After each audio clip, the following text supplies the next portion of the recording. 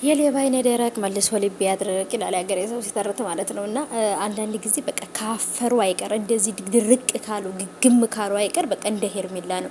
ዛሬ ደግሞ ጭራሽ ጸጉር አያያዟ ራሱ ማለት ነው ጸጉር አስተሳሰሯ ራሱ በዚህና በዚህ ቀንድ አብቅላ በቃ ይሄ ቀንድ ያለው ሰይጣን መስላ ነው ዛሬ የመጣችው ሄርሜላ ራሷ ማለት ነው። እና ፋሽን ነው ምናምን ልትሉ ትችላላችሁ። አይደለም፣ ምልክት አለው። ሁሉም ነገር ምልክት አለው ማለት ነው። ለተረዳና ላየ ሰው ሰምታችኋል። እና ብቻ ግን በቃ አናፍርም ውሸቱ እውነት አድርገን ማሳመን አለብን ብለው ድርቅ ከሚሉ ሰዎች እንግዲህ እነሱን አየውኝና እኔ እኮ የድርቀታቸው ድርቀት ማለት ነው። ሰው እንዴት ነው ውሸቱን እውነት ነው ብሎ ለማሳመን የሚሞክረው? አንዳንድ ጊዜ ውሸት በተደጋገመ ቁጥር እኮ እውነት ሊመስሉላ ይችላል። ስለዚህ አብርሃም መጠንቀቅ አለበት።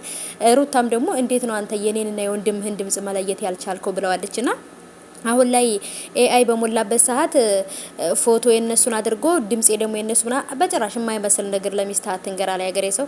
ስለዚህ አርፋችሁ ብትቀመጡ ነው የሚሻላችሁ። ሰላም እንዴት ናቸው የኔ ወዶች? እንዴት አመሻችሁ? ሰላማችሁ ይብዛል ባላችሁበት የኔ ወዶች። ምሽታችሁ እንዴት ነበር? አሪፍ እንደሆነ ተስፋ አደርጋለሁ። እንግዲህ እነ ሄርሜላን አይተናቸው አሁን ደግሞ ምሽታችን ሊበላሽ ነው።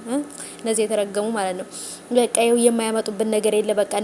ሩታዬ ግን ስላየዋት በጣም ደስ ብሎኛል። የኔ ወድ እህት ሩታዬ ጀግና ናት። አሁንም ቢሆን ለእውነት የቆመች ምንም ነገር ቢሆን የማይበግራት የኔ ጀግና እህት ማለት ነው።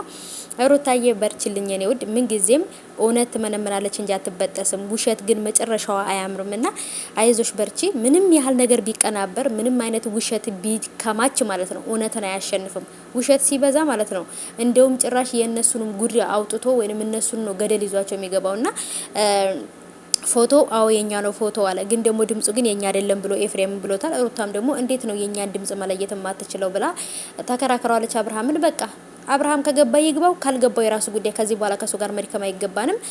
በተረዳ ሰዓት ይረዳ፣ በገባው ሰዓት ይግባው ብላ እንግዲህ ሩታ ኤፍሬምን እንሂድ ብላ ይዛው ሄዳለችና አብርሃምም እነሱ የሚያሳዩት መረጃ እዚህ ጋር ከነሩታ የሚፈልገው ነገር አለ። እነ ሄርሜላ ያመጡት መረጃ ውሸትም ሆነ እውነትም ተቀብሎ እያየ ነው። ሩታ የምትናገረውን ነገር የምታቀርበውን መረጃ እያየ ነው። እና አሁን ላይ የኔ እውነት ይውጣልኝ ነው እያለ ያለው አብርሃም። እውነቴ ይውጣልኝ፣ ለምን እንደዚህ አደረጉኝ? ሲፈልጉ እዛ ጋር ሲፈልጉ እዚያ ጋር ሲያካሉኝ ነበረ። ቪዲዮን በየሄዱበት ወደ ቪዲዮ ሲቀረጽ ነበረ። ስለዚህ ቪዲዮን ሁሉ ነገር እያየው ነው። ለምን አንቺ እንዲያረሽ ለምን አንቺ እንዲያረሽ እያለ እየጠየቀ እንደውም ነገሩን ጭራሽ ወደ ማይፈታ ነገር ውስጥ እያስገባው ነው ብዬ አስባለሁ አብርሃም። ምክንያቱም ራሱ ቁጭ ብሎ ቪዲዮን አይቶ እየተናገሩ ባሉት ነገርና እየሆነ በነበረው ነገር ላይ ራሱ በአንድ ቀን ራሱ ውሳኔ መወሰን ይችላል ብዬ አስባለሁ። ይሄን ያህል ጋጋታና ይሄን ያህል የወሬ እንትን ያስፈልጋል ብዬ አላስብም። ብቻ ግን እናንተ ምን ብላችሁ ትላላችሁ የኔ ተመልካቾች፣ የሩታዬ ቤተሰቦች? እስኪ እናንተ ሀሳባችሁን ኮሜንት አስቀምጡልኝ። ሁሉም ሰው አስመሳይና ውሸታም ሆኗል ማለት ነው። ስለዚህ ማንኛውን ሰው ነው ልናምን የምንችለው? ገባችሁ አይደል? ሩታ ጋር ያለውን እውነት እናውቃለን፣ ሄርሜላም ጋር ያለውን ነገር እናውቃለን። ግን ደግሞ አብርሃም ሁሉንም ነገር እያየ ነው፣ እየተረዳ ነው። ለምንድን ነው ትክክለኛውን ነገር ማድረግ ያልፈለገው? ማስረዘም የፈለገው ለምንድን ነው?